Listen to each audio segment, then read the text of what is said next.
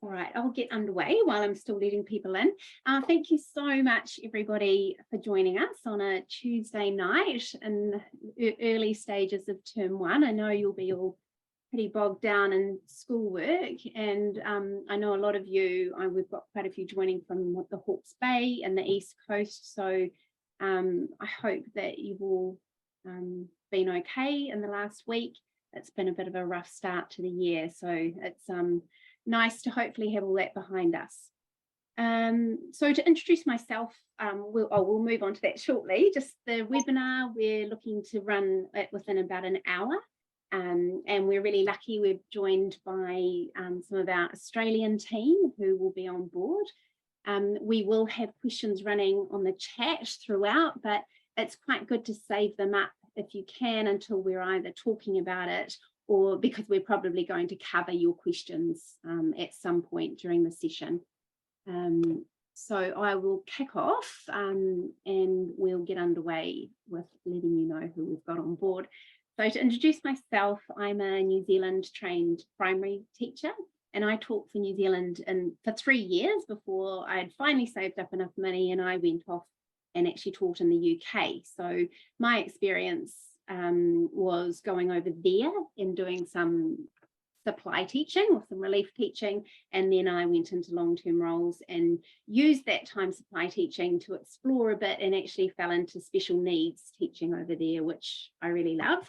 When I came back to New Zealand, I've been supporting other educators making their journeys overseas. So really lucky to have this job because it's such an exciting time in people's careers making a big move like this, and it's awesome being part of it. So I'm based in the Auckland office, and my details I'll pop up at the end of it, but I think you've all had an email from me, so you can always reach out to me at any stage. And I'll pass on to Erica, who's on the call with us. Hello everyone, my name's Erica. I'm from the team based in Melbourne. I'm a recruitment consultant. I've got 4 years teaching experience in secondary schools in Melbourne. I finished up last year, so I'm just about to be 1 year with ANZ UK now, which is really exciting, but it's been amazing supporting teachers, local teachers in Melbourne and also overseas teachers like yourselves, making that move over and supporting them with temporary work, so CRT work in the local areas, again in primary, secondary schools and our special education needs schools. We've also got Mitch Jones, who is meant to be joining us. He might be joining us a little bit later. I think he's on a flight at the moment, but he's a team leader in New South Wales and he's in the permanent opportunities team. So his role is to support local again and overseas educators finding permanent opportunities in New South Wales. And we've also got a permanent team here in Melbourne as well, if you were looking to come for something more permanent when you come over to Melbourne.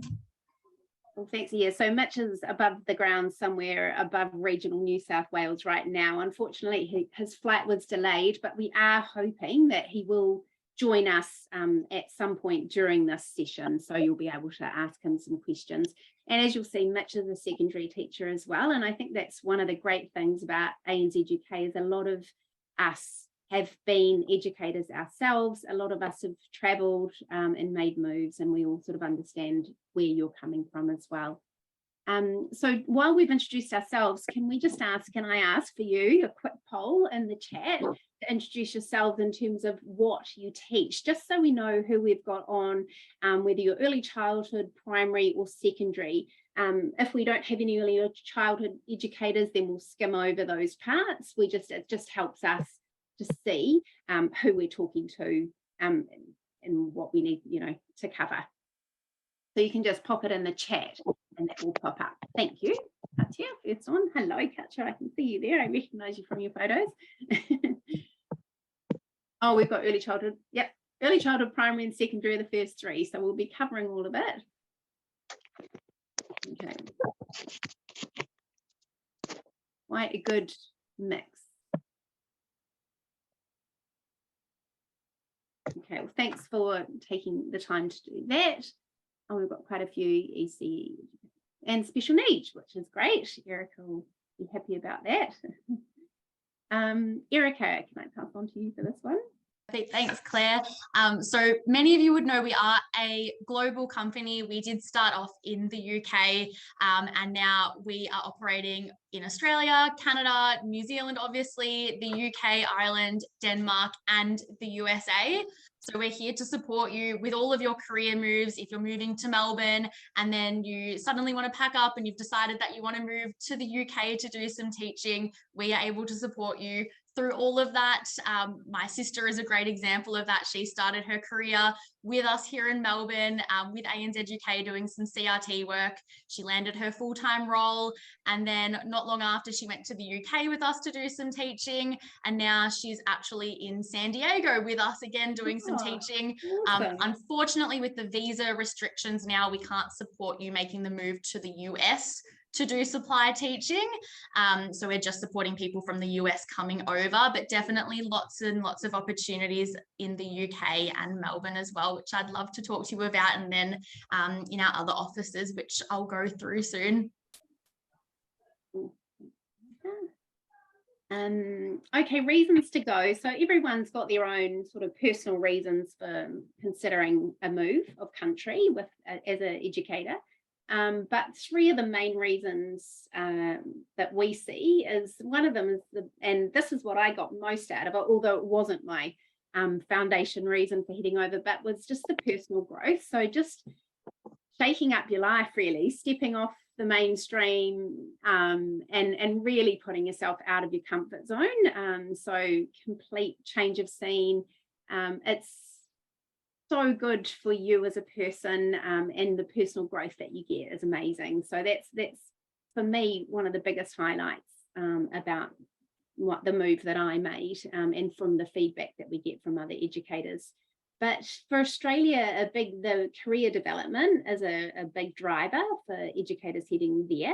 The opportunities in Australia, as you'll soon hear, Australia is really short of educators, which is really surprising because they do pay their educators well. The education system's amazing, but they are struggling for educators. So it's great for us. It means we've had primary teachers coming through from the South Island who haven't been able to find roles because it's so competitive down there.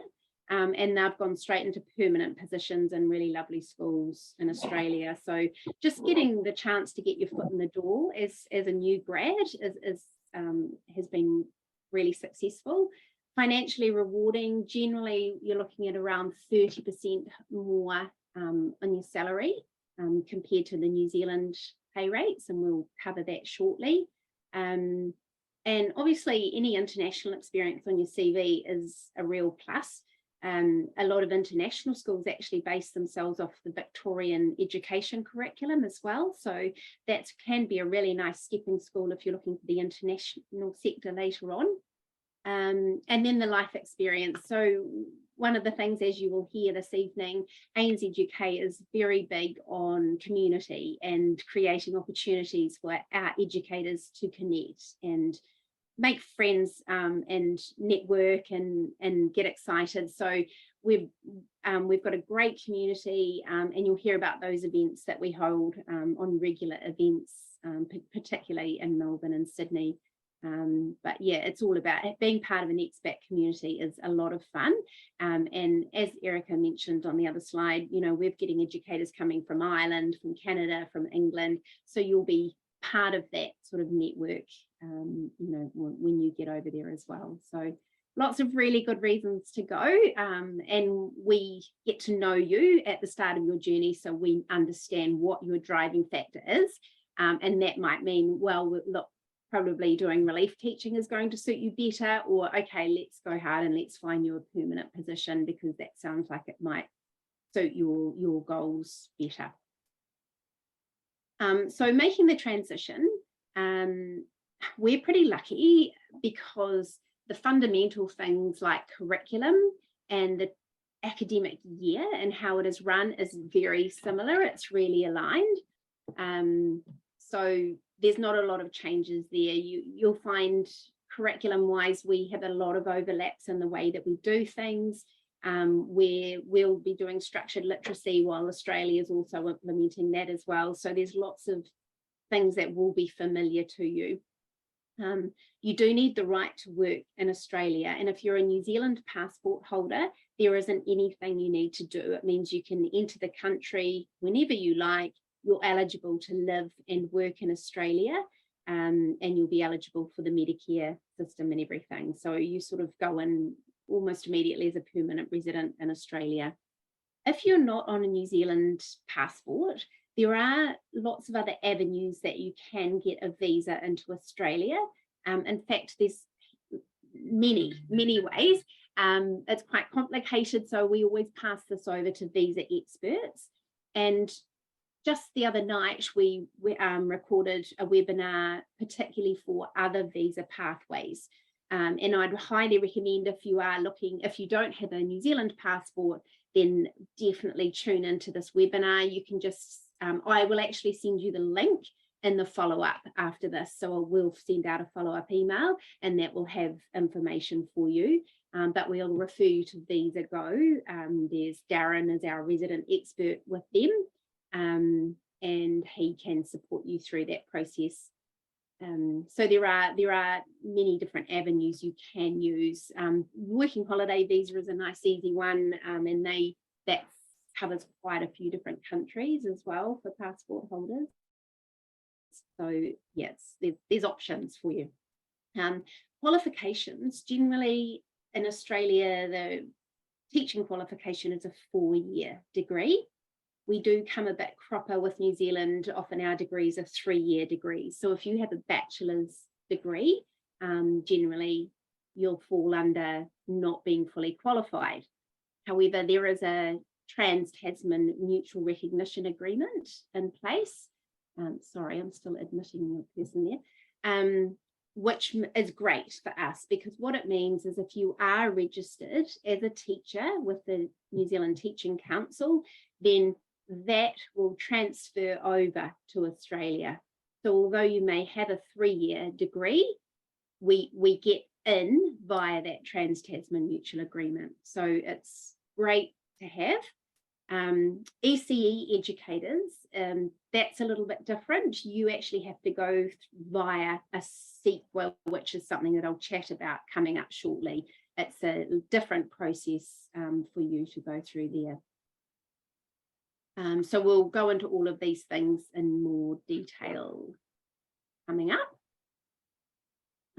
Erica, pass this to you. Thanks again, Claire.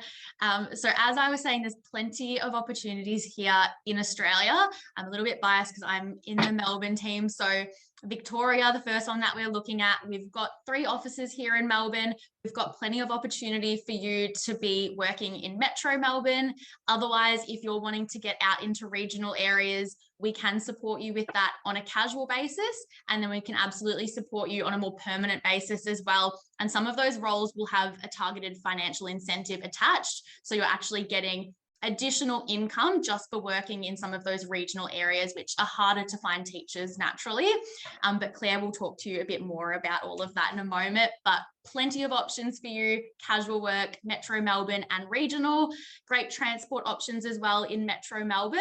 We can support you with casual relief teaching work. If you're looking for something more permanent, we'll be able to help you out. We've got an early childhood education team as well. If you are even wanting to do a mix of ECE and primary, if you've got the dual qualification, we can assist. And then we've got our primary, secondary in our mainstream schools. And what I'm really passionate about is our special education needs settings. I think it's quite unique here in Victoria, like different compared to other countries, but even it's still different between the states in Australia.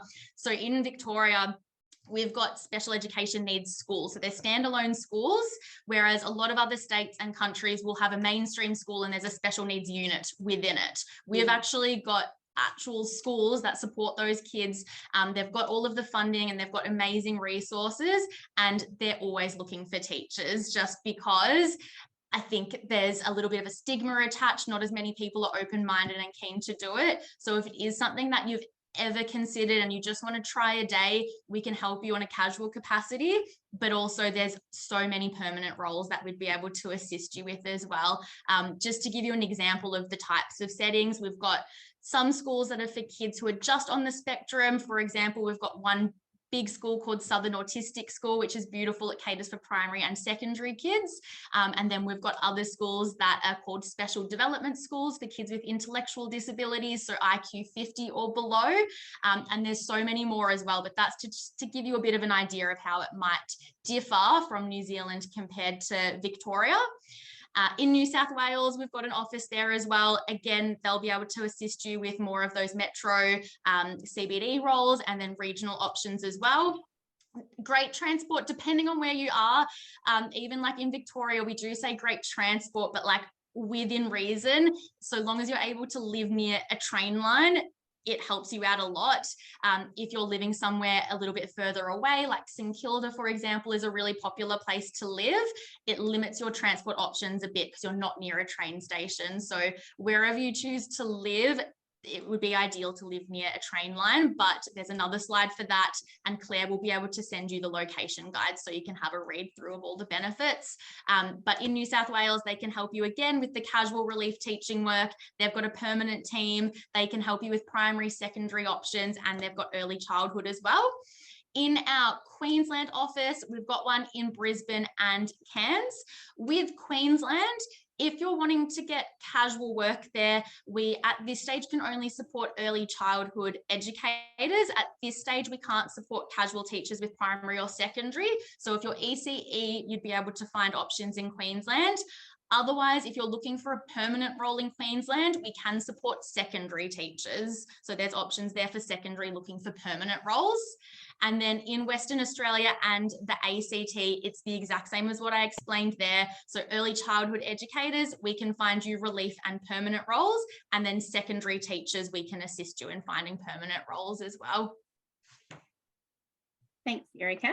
And I'm just going to put another shout out in the chat. If you could just indicate what state you're interested in. Some of you might have family or friends in one of those states, or maybe Erica's done the sell on Victoria. But yeah, you might already have.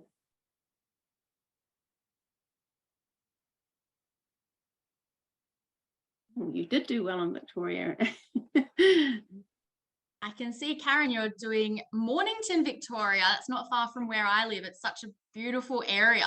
Have you got family in Mornington, or are you just really keen to live in that area? It is stunning.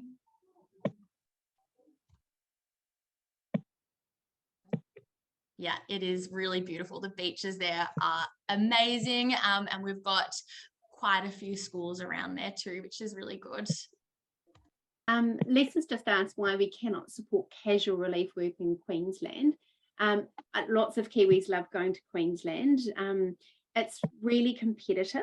So for some reason, the state of Queensland doesn't have the shortages that Victoria and New South Wales do. So it's really tricky. There's a government-run site for casual work there, which I can sort of send you through more information about, Lisa. But it's a shame that there isn't that opportunity there in Brisbane. But yeah, that's just sort of a reflection of people really like to go there. So. Okay, registering with VIT, I've passed this one on to Erica as well, and we were actually lucky enough to have our Victorian State Manager on the call in the background there, who knows a lot about it as well. So hopefully we should be able to cover this all for you. Yeah, I don't want to go into this in too much detail and confuse everyone, because there's different registration processes for here in Victoria and then New South Wales, which we'll go through in the next slide. But the biggest things to note is that you can do this registration before you get to Australia, which is really great because you can do it while you're still at home and get this all sorted, so that when you are here in Melbourne, Victoria, we can get you out to work pretty much straight away. It is a little bit different with New South Wales, which Claire will go into in a moment. Once you've submitted that application for your VIT, Victorian Institute of Teaching registration, it can take 2 to 6 weeks. So it is good to get this done. Usually it's recommended to do it about 6 weeks before you're planning to arrive. I think that's right, Claire. I don't think you're able to actually do that any earlier. So 6 weeks is kind of the best time to start that application to it. And then once you submit it, it's another 2 to 6 weeks on top of that. It kind of depends on the time of the year. Like right now, for example, or late last year, like November, December, it would definitely take up to 6 weeks because there's so many graduate teachers, there's so many people applying for their registration at the same time. But if you were doing this and you submitted it, let's just say in 1 or 2 months' time, you would probably be getting that back in like a 2 to 3 week time frame. It really just depends on how many people are applying at the same time. And then what Claire was saying as well, it's amazing that we've got the Trans Tasman mutual recognition. There's quite a few countries where with the teaching degree it is only 3 years and they don't have this mutual recognition. So when they get to Melbourne, they're actually unable to qualify as a teacher because their degree is not recognised. But it's so lucky that we've got this agreement where you can still apply for your VIT even though the degree is 3 years for the bachelor. So we've got a big guide here. Claire's written this blog post and it breaks down that registration process. It's really, really clear. I would highly recommend having a read through this after. It's got all of the links, there's screenshots and everything in there so you know exactly what to expect, but you can do all of this online. The other thing I will note as well, if you've got your provisional registration in New Zealand, when you apply for your VIT registration, you will be able to likely get your provisional registration here in Victoria as well. If you're a fully qualified teacher in New Zealand, you've got that full registration with the mutual recognition, it should transfer over to a full registration with your VIT as well. So if you've got provisional, it should translate to provisional. And if you've got your full registration, you should be able to get your full registration in Victoria as well. Cool. Thanks, Erica. And I should have said at the start, so each state has their own registration body. So wherever you're going, you have to register with that relevant state. So unfortunately, there isn't one sort of overarching organisation that covers all of it. And for new grads, you can go straight over to Australia and you can get your provisional registration and you can work towards your full registration in Australia. And going through, again, each state is a different process. It might take you 1 or 2 years in Victoria, and then you can use that full registration when you come back home to New Zealand. So you can become fully registered in Australia and have that recognised. I'm not sure if there's any questions on that one, Anne. Oh, subject to confirmation. You should, and I'm not sure if you know about that one.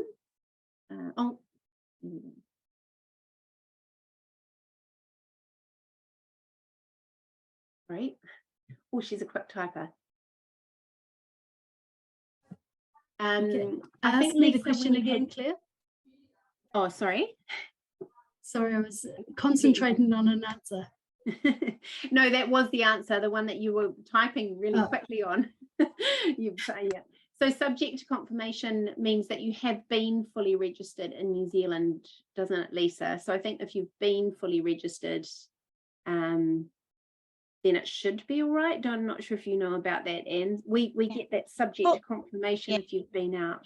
They changed it just recently, so we now have category 1 and category 2. Category 1 is full registration, which means you've worked a minimum of 2 years out of the 5 years and you have been in the appraisal process. If you haven't been part of the appraisal process and professional development, you automatically, as a reliever, go down to a category 2, which used to be called subject to confirmation. It's not provisional.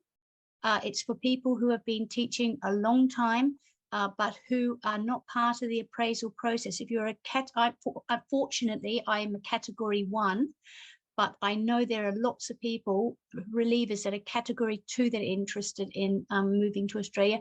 How does that transfer over in Australia? Thank you. That's new. I haven't heard about the categories. And do you know about that? It might be something we need to look into. Okay, so if you're a qualified, am I echoing for you or just for myself? No, you're not echoing for us. Okay. Oh, actually, I know why it is, I think. Can you hear me now? Fine? Yeah. With teaching and with early childcare, there is a mutual recognition. So like you should be okay. If you go onto the VIT side and it will give you the links into a CEQA, you really just need to apply. Some feedback there. Yeah, I would imagine the categories will be fine. Like I think they're aligned with exactly with Australia's now. Okay, thank you, Anne. Yeah, we can, if you want to send through some individual questions at the end, then we can sort of cover those then as well. So that's the Victorian state registration system. And then we're just going to talk about the New South Wales one. We're not covering Queensland or WA because it's not big areas, not a lot of educators are going there, but we can send you some more information via email. So if you're going to New South Wales, you actually can't do anything until you arrive into the state. The reason for that is because you need to apply for a working with children's check before you can go through the NESA registration system. To get a working with children's check, you need to go into a service centre and present yourself and 4 forms of ID. Some educators will do this on a visit to Sydney. They might head over in the school holidays and get this part underway. Otherwise, you need to allow probably around 6 weeks after your arrival until you're sort of fully cleared and ready to start teaching in New South Wales. So the working with children's check, that can take up to 5 days. The NESA registration, it's really anywhere from 2 to 4 weeks. And that allows you to teach in independent schools. And then it's another 5 odd days a week or so on top of that to register with the Department of Education and Training, and that allows you to teach in state schools. So it's a bit of a process, but it's actually less paperwork than what the Victorian Institute of Teachers require. But yeah, you just need to factor that into your planning. We did have educators, new grads who got roles for Sydney. They finished their course, they got into Australia early January, and they have been able to start their roles at the end of January in permanent roles. So it can be a quicker process if you're going into a permanent position.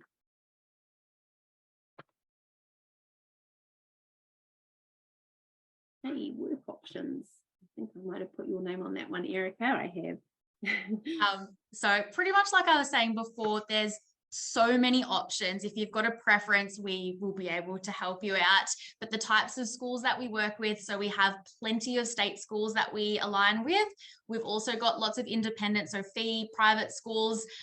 Our permanent opportunities team here in Melbourne, if you're looking for a permanent role, they will be able to assist you with independent and Catholic schools only. That's what their main focus is. So if you're looking for a private school or a Catholic school, primary or secondary, they will be able to assist you with permanent roles. Whereas with your casual teaching, your day-to-day teaching, we can help you with every single type of school. So state, independent, Catholic. We work with lots of other faith-based settings as well. For example, we have lots of Islamic schools and Jewish schools that we work with. We work with lots of co-ed schools and single-sex schools. And then the big one is the special education needs settings, which I talked to you a bit about before. If you're looking for a permanent role, the permanent opportunities team can also help you with special education needs roles. So they do a mix of primary, secondary, special needs. With the mainstream schools, they focus just on independent Catholic, whereas with your special needs, they'll be able to help you with the state schools as well. And then for your casual work, we can help you with it all. Whatever your preferences are, we should be able to make that work for you. Thanks, Erica. So for early childhood educators, in Australia, you must hold an early childhood qualification. It's not like New Zealand. They don't have any unqualified on the floor at all. So you have to have a minimum of a level 3 certificate to be able to work in early childhood. I just saw a question pop up, which I haven't answered, but the qualifications for ECE are quite varied, and you have to go through an organisation called a CEQA, and I can't remember what it stands for, Australian, it's a qualifications authority. So it's like NZQA. That's your very first step before you do anything else, because a CEQA will tell you what your qualification comes out as. And so the levels to become an early childhood teacher in Australia, it's generally you must have a 4-year degree. There are some pre-approved qualifications already on a CEQA. If you've been to the New Zealand Tertiary College, they're very good. All of theirs are on there. Some Auckland University, but quite a few aren't. If your qualification isn't on the pre-approved list, you need to pay $100, and it takes about 6 weeks to get your qualification approved and sort of put out what level you are for Australia. So we assist with all different levels in early childhood. It's a huge area of need for us. We've actually got 160 consultants on the ground across Melbourne. I should have said that earlier. I think that's about right. We've got 3 physical offices in Melbourne. So it's just to give you an idea of the amount of work that we've got. That's across early childhood, primary and secondary. But yeah, a SEEK was the biggie for early childhood. We do have an early childhood specific webinar coming up. I should have pulled up the date. It's on our events page under the website, but I think we've got it in there for late March. So if you are early childhood and you want more detailed information, that's a really good one to join, because we'll have ECE consultants on there who can talk to you more about the different settings that we work with as well. Was Mitch, but I might default to Erica. Yeah. So as I think I don't need to go too much into the teacher work options, because I've been banging on about that for a little while, but primary school, so in Melbourne, primary school will start at prep. So that's when you're 5 years old turning 6, and then you'll finish up when you're in year 6, or we call it grade 6, which is when you're 11 years old turning 12. And then after primary school, they'll go into your secondary school, which starts at year 7, which is when they're 12 turning 13. And then they'll finish up in year 12, which is when they're 17 turning 18. So I think that's quite similar to New Zealand, isn't it, Claire? A little bit. We actually go to year 13, so it can be a bit confusing for year 7 is like the last year of primary school in terms of age for a New Zealander. Okay, it's not too different though. It's quite similar. Yeah, it is. Yeah. It's really good to get misaligned is that prep year, because we start them in year 1 and as 5-year-olds. Yeah. Yeah. Right. Another thing that might be a little bit different, definitely with Irish educators, I come across the primary teachers. And I was actually speaking to another lady who's from New Zealand, and she said the same thing, but primary teachers will teach everything. So they'll be taking the kids for PE, art, performing arts. That could vary school to school, but I know in some countries like Ireland, for example, they do it all.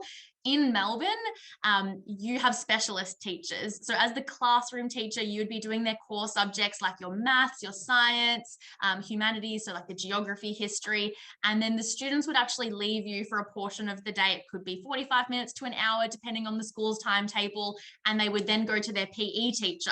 So they've actually got a specialist PE teacher who does that all day long in the primary schools, and they would just be rotating through different classes. They've got one for art, music, performing arts, and then they've got languages as well. They're probably the most common. So if you are really passionate about a particular area, there's definitely opportunity for you to do that within primary schools in a casual capacity, or if you're looking for a permanent role. And then it's the same thing in secondary schools. That's obviously going to be broken down into your specialist areas and what your methods are and what you've studied. And then within primary and secondary, we've got options to support you with leadership positions, whether it's like a coordinator role or a head of department role. We'll be able to help you out with that on a permanent basis. Casual work, that's more so your classroom teaching. And then along with that, we've got the special education needs settings, and that's broken down into primary and secondary. And there's also option or opportunity for early childhood educators to work in special education needs settings, because some of them are early childhood all the way up until year 12. So there's options in special ed for everybody, whatever kind of teacher you are, and they're extremely supportive environments as well. So if it's something that you just want to have a go at and try a day, the schools are very welcoming, and they do support you and make sure that you're kind of building up your skill set as a teacher, and those skills are transferable even in mainstream schools, which is amazing. And then we can also help support staff. The most common support staff that we do support with is a classroom assistant or teacher aide. In Melbourne, a lot of schools will call that education support as well. Most of the demand for teaching assistant work and ed support work is in our special education needs schools. Things do come up in mainstream, but the biggest demand is in special education. So we are able to support teaching assistants with that. There's no particular qualification that you need. You just have to have experience working with kids. And then you also need to obtain a working with children card here in Melbourne. And then there's a separate one that you need to get for New South Wales. So they're both called working with children checks, but they don't transfer between the states. You do need to get a separate one if you chose to do, say, teaching assistant work in New South Wales, and then in Melbourne, you would need 2 separate working with children cards.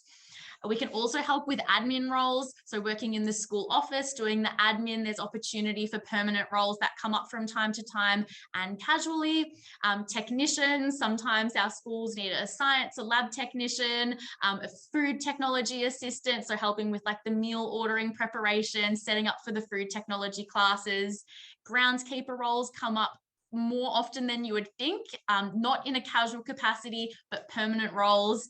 And then we've got our after school care and school holiday programs, which as a teacher, if you were doing casual work with us, if you were looking for additional work over the school holiday period, we'd be able to help you out with the school holiday programs that we support. So you are getting some extra money in the holiday period, whereas a casual teacher, you wouldn't generally be getting paid. And then our permanent opportunities team, if you're at that stage in your career and you are looking to move up a little bit and you're looking at some senior leadership roles like coordinator positions, head of department, or even principal level roles, you're wanting to get into an assistant principal or principal role, we've got an executive team and they will be able to help you out with those roles and build up your confidence and your PD around that in order to secure those roles. And Mitch actually just supported one of our New Zealand-based educators with a deputy principal role starting this year as well. So yeah, they're definitely out there as an option. Erica, this is you. So this is just about CRT, so that means casual relief teaching. Other places will call it like subbing, supply teaching, but if you hear CRT, it just means casual relief teaching. In Victoria, we do pay based on experience. So the absolute minimum that you would get is $358.55 per day, but that does go up to $397, but it is based on experience. In New South Wales, that is a little bit different. I would need Claire to go through that, or Anne, I'm not too familiar with the New South Wales pay structure, but in Vic, it is just that daily rate and it's based on experience. I don't know if you wanted to quickly jump in there before I move on to the next little bit, Claire. I was hoping that Mitch, Anne, do you know the New South Wales? Oh, sorry, you're muted, Anne. Oh, Anne, you're muted. Oh, great. Thank you. They have a slightly different structure to Victoria, but it is again based on levels of experience, just not quite as convoluted as the Victorian one. Awesome. Thanks, Anne. We've also got, when you do on board with us, you'll have access to an app. It's called Ready to Work. And this gives you amazing flexibility. You can update your availability week by week. If there's some weeks that you're looking to do 5 days of work per week, that's amazing. If there's other weeks something's come up, maybe you're going away or you just need the day off, you can do that all through the app. You don't need to call anyone to change availability. You can do that all on your own in the app.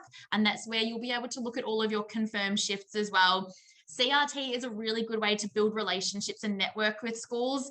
If you're not sure if you're wanting to get a permanent role, but it may be something that you want to do in the future, CRT is a really good place to start. It allows you to try different local schools, see what's out there, see what you like and what you don't like so much.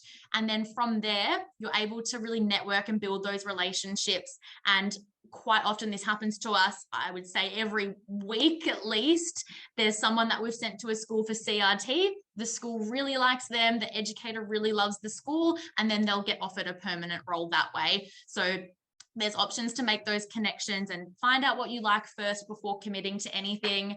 CRT is amazing if you're wanting to travel as well and see what's out there, because obviously it's really flexible and the workload is much lighter. You don't have to take home any work. There's no marking that you have to do, very minimal planning. Generally, lesson plans and notes are there left for you. You just have to deliver the lesson. There are some occasions where you may have to come up with something on your own because maybe the teacher was sick at the very, very last minute. So it's about coming in prepared, but generally speaking, there's not much that you have to do in terms of preparation and marking. And there's opportunities to do blocks of work as well. So if you are wanting that consistency, but you don't want to commit to a permanent role, we can always try and get you in blocks of work. So that means you're working at the one school for an extended period of time. Like, for example, we've got quite a few educators at the one school until the end of the term. So until April, they're just at the one school 5 days per week.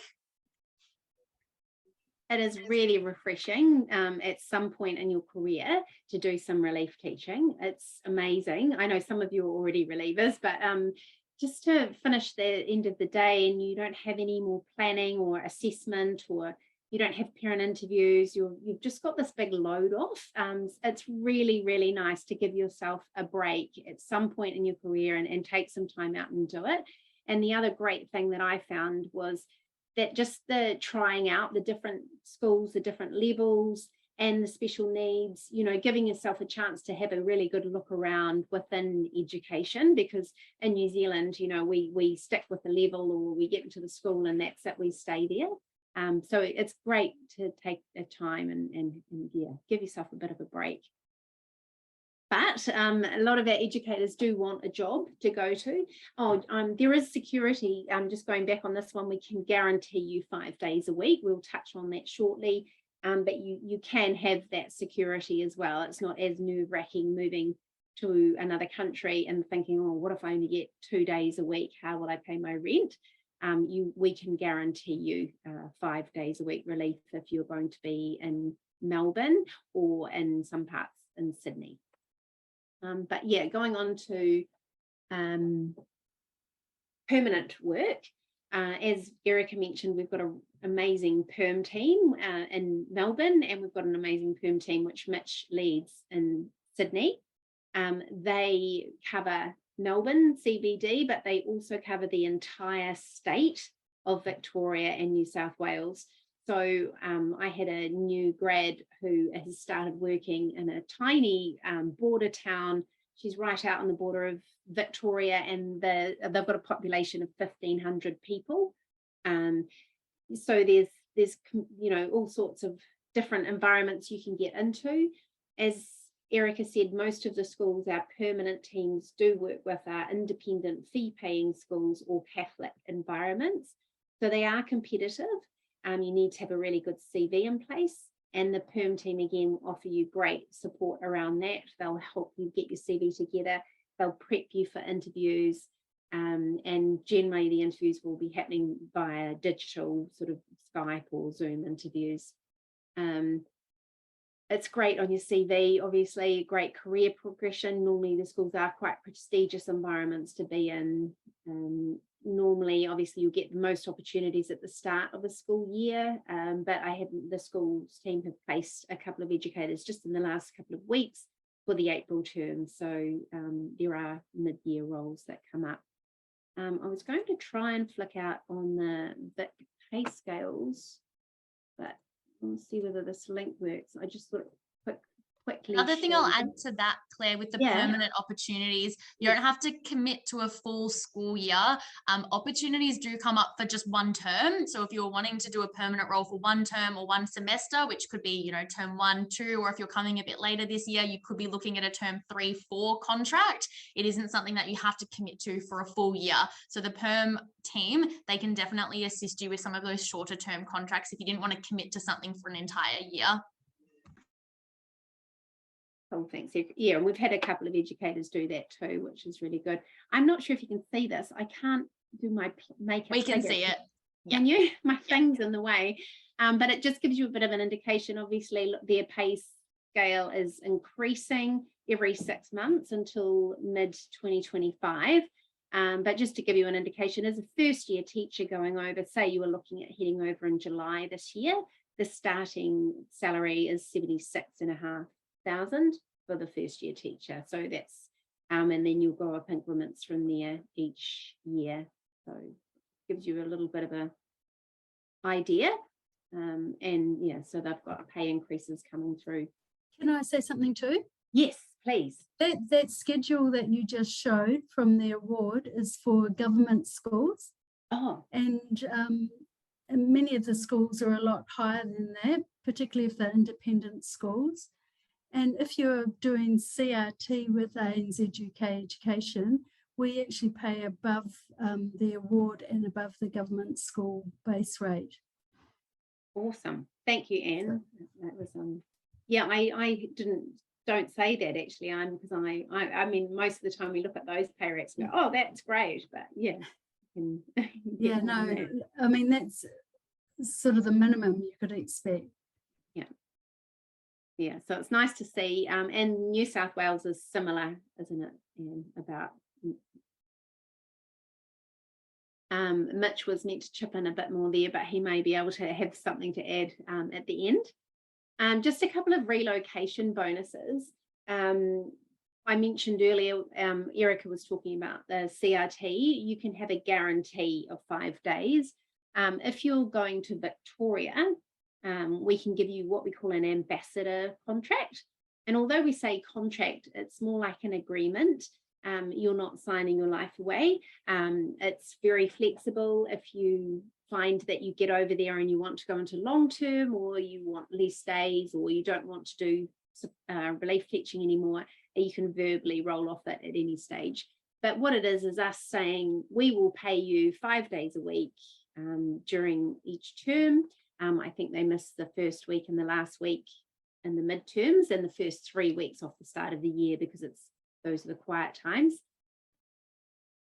So you'll have that security that you are going to be able to afford to pay your rent. You're going to have regular work. And yeah, it's just nice to head over there with that in place. If you do sign one of those before you leave New Zealand, once you've taught 60 days over there, then you will get a relocation bonus of the cost of your flight over, up to $600. So that's just a nice little way to help. And then in Victoria, there are also targeted financial incentives for permanent roles if you are open to living outside of the city. So some parts of Melbourne that are harder to staff are included in this, but there's 3 steps which you can see here. So $9,000 is sort of some parts of Western North Melbourne, some special needs schools that Erica works with, and then sort of like the surround. So if you're from Auckland, it would be sort of like Pokeno, Warkworth, you know, those sorts of areas. What you would, if you secured a role there, you would get $9,000 on top of your salary. These are 2-year contracts. You get paid the incentive up front, but if you leave after a year, then you need to repay half of that. If you live 2 to 3 hours out of Melbourne, so places like this, which is still, it's regional Victoria, there's no crocodiles there or dingoes or anything like that. You're sort of like countryside Victoria. So a lot of old gold mining towns, lots of lovely history. Most of them are about the size that they've got a Bunnings warehouse, you know, and a few gyms and pubs and things. So you're not too isolated. You're going to be earning, attracting an incentive of $21,000 on top of your salary. And then there's the $50,000 range, which is more like sort of 4 hours plus out of Melbourne. So that was my educator who's living in a place called Swifts Creek and very small, right on the borders. but it's her first job out. She's starting on 77,000 and she's got $50,000 on top of that. So, you know, depending on what you're after, some of these places are lovely places to relocate with families as well, and we see a lot of educators who are bringing children with them, using this as an option as well. Okay, Erica. Oh, I've got Mitch, but Erica, are you all right with this one? Yeah, for sure. So like Claire was saying early on, we are really big on community. I think that's definitely what sets us apart from other employers out there. Before you leave, we've got lots of pre-departure events, so you can actually meet people who are also coming over and create those connections, so that when you do land in Melbourne, New South Wales, wherever it may be, the UK, you do already have a bit of a group of people that you can rely on, and you can chat to them from time to time and check in, see how they're going, which is always really nice. We've also got lots of Facebook groups, which Claire will send, I'm sure, the information pack after this call, and you'll be able to join those groups. We've got one called Educators Moving to Australia. So if you wanted to, again, connect with anyone that's making the move, or you needed advice, maybe it's advice about where to live, people's recommendations, people will post all sorts of things in there, like bank recommendations, like location recommendations, where to go, support with VIT. So it's a good place to post if you're wanting support or if you're wanting to make connections. And what's really amazing is our welcome events. So we will hold regular events for all of our international arrivals, and then we have other events for all of our teachers. So in next week, actually next Friday, we've got a big event for all of our international teachers. So there'll be a load of Canadians, Irish teachers, New Zealand teachers, and that's an event that we host for them, just as a way to make those connections and network with people. We provide all of the drinks and the food. There's lots of prizes to be won. And again, it's just a really nice way to meet people, especially if you're coming on your own, and feel that sense of community, which I know you can kind of be a little bit intimidated moving overseas because you're scared of losing that community. But we really do try really hard for you to be able to establish that sense of community. And I think our educator events that we hold regularly is an amazing place to do that, as well as the Facebook groups. One of my educators actually posted in this group. She was a Canadian and she was coming on her own, and she was really, really nervous, and she posted in there asking if anyone was arriving at a similar time, and they ended up finding a place together to stay, and they're like amazing friends now, and they come to all of these events together, and that, I guess, just helped alleviate any of those nerves that they were feeling, and now they've got a new best friend and they were able to secure some accommodation together, which is really nice. Awesome, love that. Thanks, Erica. Yeah, just quickly on Somewhere to Live, it's just something to be present about. So I'll pass this also on to Erica. She's on the ground. Sorry, my mute wasn't going off. So yeah, things at the moment are quite competitive, but it really just depends on where you're wanting to live. If you're thinking like the inner city, southeast suburbs, it is very competitive. We're not going to lie. It is a good idea before you come over to just start looking, have a look at the market, what's out there, look at the prices and the demands, just familiarize yourself with it. Even if you're not planning to come for, say, 6 to 12 months time, it is really a good idea to just see what's out there and start looking at some of the Facebook groups and websites, which we do have listed down below. So you've got our Educators Moving to Oz. In that example I gave, you can make a post, see who's coming at a similar time, and see if you can maybe find something with them. There's also flatmates.com.au, which is a really great website.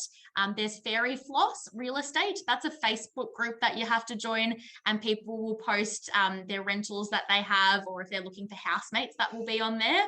And if you're looking for your own rental property, like you only want to be there with yourself, or if you're coming with a partner or family, there's domain.com, there's realestate.com, there's so many options, but it is a really good idea to just look early so then you can prepare yourself, because it is competitive.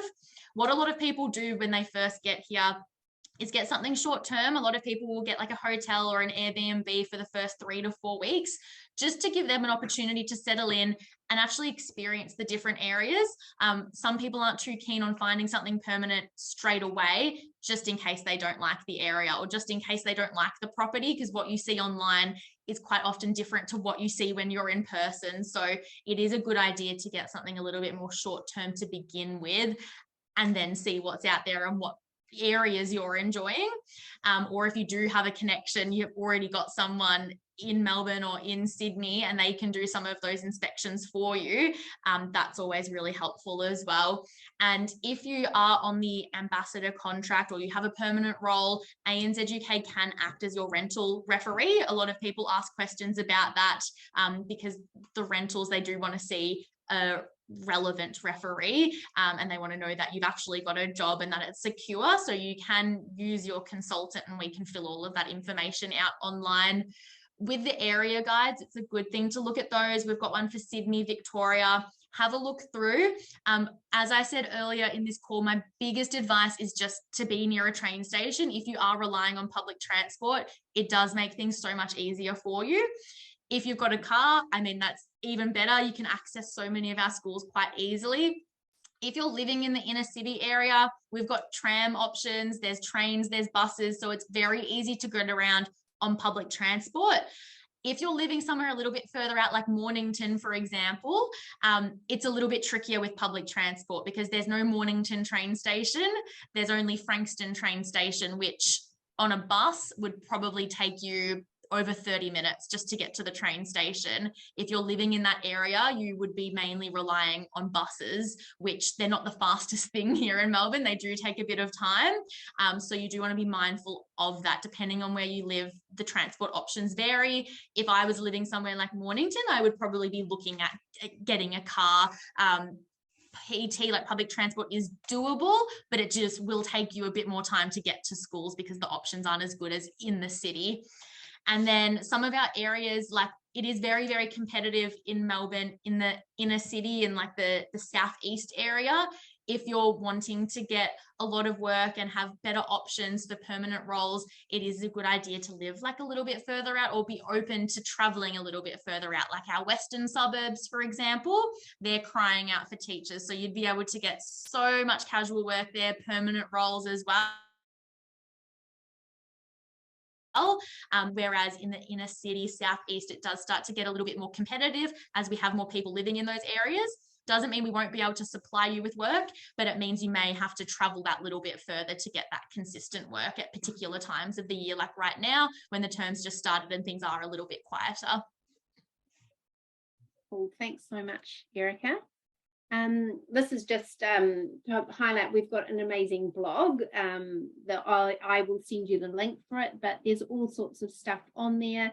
Anything that you want, you can pop into the search bar and it will come up. So that's where you'll find the VIT and the NESA guides, but also great ideas for just CRT resources or area guides for places to live in Melbourne, and there's so much on there. So that's a really good resource, and that will be emailed out to you after this. So some of you on the call, I have spoken to you before. Some of you haven't had any contact with us. This is your first experience with ANZ UK. There's steps in the process. Is initially to have a chat with me here in New Zealand. It doesn't matter how far out your journey is. I speak with people who are looking at going in 2025, and other people have got flights booked for next week. So it's just a sort of initial chat to find out more about you and then to sort of give you a bit of a time frame.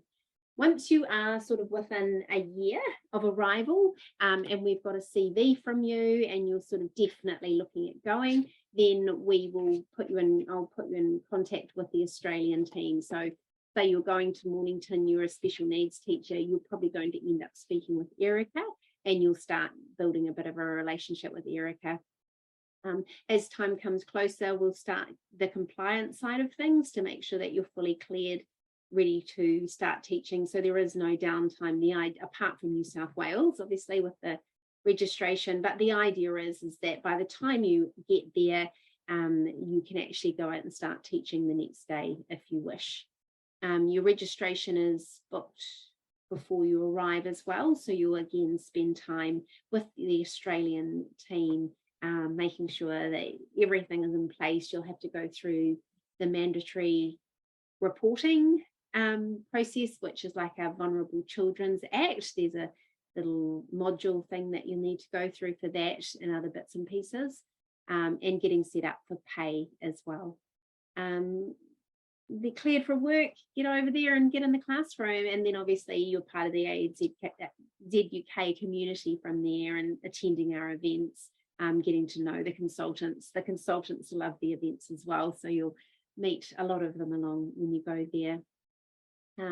So yeah, highlights I think about ANZ UK, as I mentioned, we've got the blog, which is a great resource, and you'll also get access to our learning management system. So you can, it's full of courses and professional development online. So you'll have access to all of that. We've got a really active Facebook group, which I'll invite you all to after this. And once we've had an initial chat with you, we send you out quite detailed information pack about teaching to Australia. In Australia, obviously you'll still be chatting to us here in New Zealand and Australia. The events, our 360 support, I'm here from you from this side, and you're carefully handed over to the Australian team. And then maybe from there you may want to make a stepping stone over to the UK. So you've sort of got that whole global network there for you. The community and yeah, local ops as well. And I didn't mention it, but I should have. But we're also part of EP Education, which is our of the company based here in New Zealand, and they do local work. So if you're resigned and finished up from your job, but you've got 3 months before you're heading away, then EP Education can help you with relief teaching in Auckland, Wellington or Christchurch. Or find you sort of chunks of work. They also assist incoming educators in placing them in permanent roles right across New Zealand as well. So we do local New Zealand work too. So it's 7:32. If you do need to go, thank you so much for taking the time to log in, and I will follow up with an email with our contact details and where to from here. You can use the QR code, which will bring up a booking link to book in a call with me if you're sort of at the point where you think, actually, I'm ready to take the next step. I want to get the ball rolling. Then go ahead and just book in a call. I am actually on leave from tomorrow afternoon from the rest of the week, but next week it would be great to chat to you. Otherwise, I know that Anne's been busy typing away, answering questions as we've been going. But if there are any more questions from any of you, please feel free to put them in the chat. And I will also send you a link of the recording as well. So yeah, really appreciate you joining us. Feel free to log off. Otherwise, we would love to hear from you.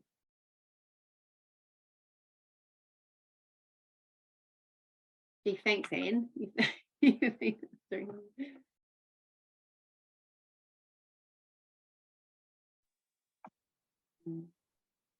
So is Alexandra in the 2 to 3 hours from Melbourne block? Do you know that? Oh, Anne? Alexandra.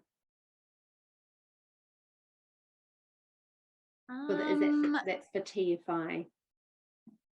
I guess it just depends, like, I'm just looking at it on the map, like, yeah, it's definitely like really far out. So if there was positions that definitely qualify, but it just depends on the schools and if they're able to support you with that. Even though it's in a regional area, it doesn't mean all of those schools can assist with the TFI. But the permanent opportunities team, if it is something you're interested in, we can get you in touch with them. And I think it's Luke from the perm team here in Victoria. He'd be able to let you know if there's any roles in Alexandra specifically. Yeah, so with TFI, you can sort of control where you want to apply for. So there'll be a list of roles and their locations, and you can go on and say, I really want this one and this one and this one.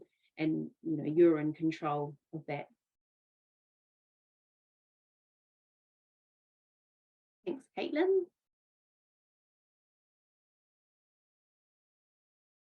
The website, the perm team will support you with that. So there is a site that you use. You have to get yourself set up, and you have to write some, what are they called? Is it subject? No. What are they? I never. Key selection criteria. I never remember it. Yes. So you have to put some time and effort into putting those together, the key selection criteria, and sort of prepare your application. So TFI, the regional roles, is quite different than applying for a school with the perm team in Melbourne. In that case, the perm team put you forward for roles. For the TFI, they're supporting you, putting yourself forward. And not every agency does TFI. There's a bit of feedback, and is that better? Can you hear me better yes, now? That's Okay. it. So not every agency has access to the TFI either. So like ANZ UK can help with that. It's not so much that you can go onto a website and apply for those roles. It's a government tender that's been given to certain agencies. But our perm team will walk you all through it. And Cherie, I will email you after this, so you can just reply to that email. Okay. So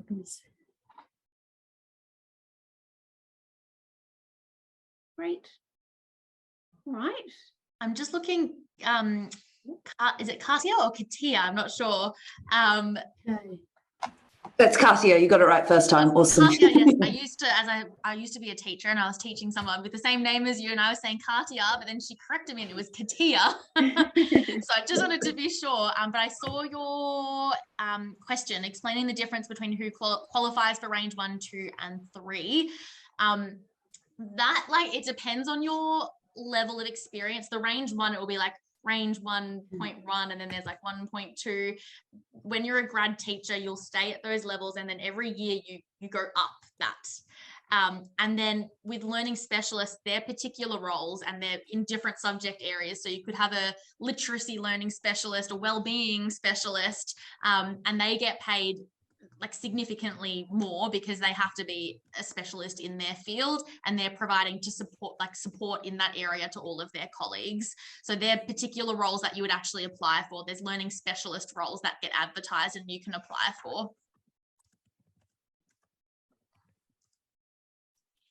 But the actual increments that you go up, if it's a independent school, it's obviously different because you can kind of negotiate your pay with them, I suppose. With government schools, it's all set for you.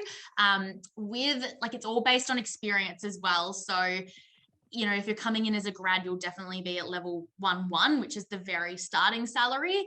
Even if you've got experience, though, the Victorian Education Departments, and you might be able to correct me on this, but you need a statement of service, but I don't think they recognise them outside of Australia. They might recognise New Zealand statement of service, but I know if you've done, say, 10 years teaching in the UK, the Victorian government schools wouldn't count that as experience. Same with I think that like a lot of independent schools. But Anne, you might be able to add to that. Yeah, just a quick question on top of that. So I know in New Zealand we've got recognition within your field for like in your salary scale. So I used to work as an environmental consultant, and then when I moved into teaching, I was able to get like experience from private. Oh no, Katia, I think you're breaking up a little bit. I don't know if that's just my connection. Yeah. I'll type it. Okay. it. Yeah. Cool.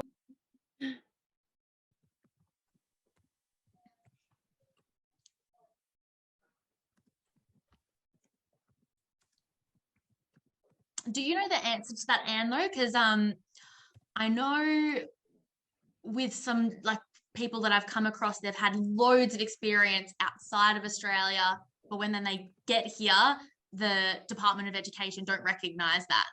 It's only Australian experience that they've recognised, but I don't know for sure if that's changed or not.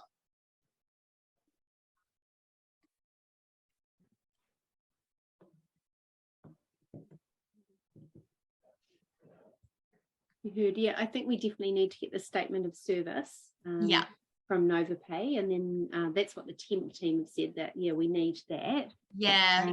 Yeah, and when it comes to the other relevant experience, I'm not sure. I'm not sure whether the VIT assess that or.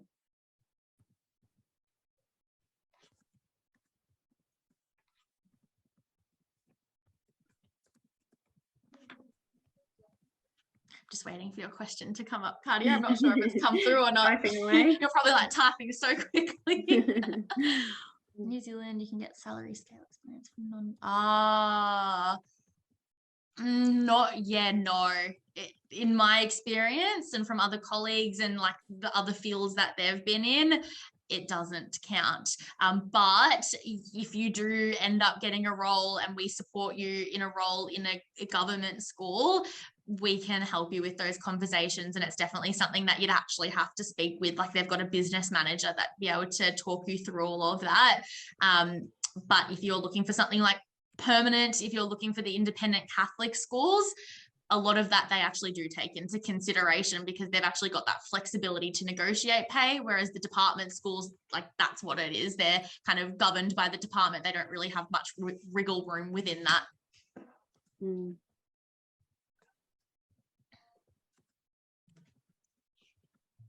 That's all right. Okay. If there's no more questions, we will say thank you. And as I said, I will send out an email